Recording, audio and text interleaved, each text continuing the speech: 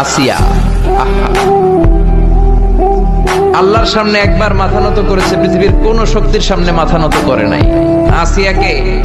আসিয়া এবং ফেরাউনের finance minister, অর্থমন্ত্রীর বিবি লুকিয়ে কালিমা পড়েছে, সাইয়েদনা মুসা আলাইহিস সালামের উপর ঈমান এনেছে। ফেরাউন শুনে দুইজনকে ডেকে নিয়ে আসলো। অর্থমন্ত্রীর বউয়ের সাথে দুধের বাচ্চা, বলল দুইজন নাকি ঈমান এনেছো লুকিয়ে লুকিয়ে, এক আল্লাহরে ছাড়ো, আমি ফেরাউনরে সেজদা দাও। এরা বলল জীবন যাবে কিন্তু ঈমান যাবে না, জীবন দিব কিন্তু ঈমান দিব। প্রথমে ধরলো অর্থমন্ত্রীর বউকে, তাড়াতাড়ি আমার পায়ে সেজদায় লুটিয়ে পড়ো। সে বলে না, জীবন যাবে ঈমান যাবে না। বললো তাই নাকি, দেখি তোমার ঈমানের কত পাওয়ার। জল্লাদরে বলল কড়াইয়ের ভেতরে আগুন গরম করো, তৈল গরম করো, দুধের বাচ্চাটারে টেনে নিয়ে তেলের মধ্যে ছেড়ে দাও। কল্পনা করতে পারেন?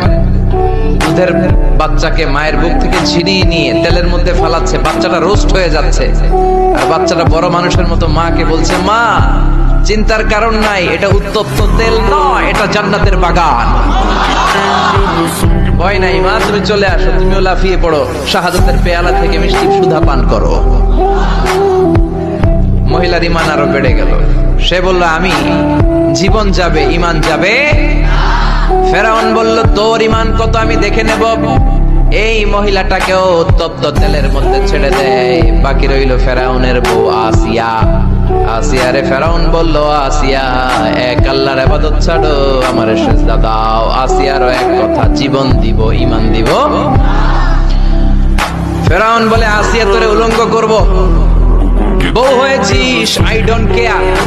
হাজার হাজার মানুষের সামনে নিজের বউকে উলঙ্গ করলো। তক্তার মধ্যে উলঙ্গ বউকে শুইয়ে হাতের মধ্যে পেরেক ঢুকালো, পায়ের মধ্যে পেরেক ঢুকালো। এক একটা পেরেক ঢুকায় তক্তার মধ্যে ছিদ্র হয়ে ঢুকে আর ফিনকি দিয়ে রক্ত বেরোয়। আসিয়া চিৎকার মারে। ফেরাউন বলে তাড়াতাড়ি আসিয়ারে তেলের মধ্যে ফেল। আল্লাহ বললেন জিব্রাইল যা, জান্নাতটা তুলে নিয়ে আসিয়ার চোখের সামনে ধর, আমার আসিয়া জান্নাত দেখে দেখে যেন আমার কাছে আসে।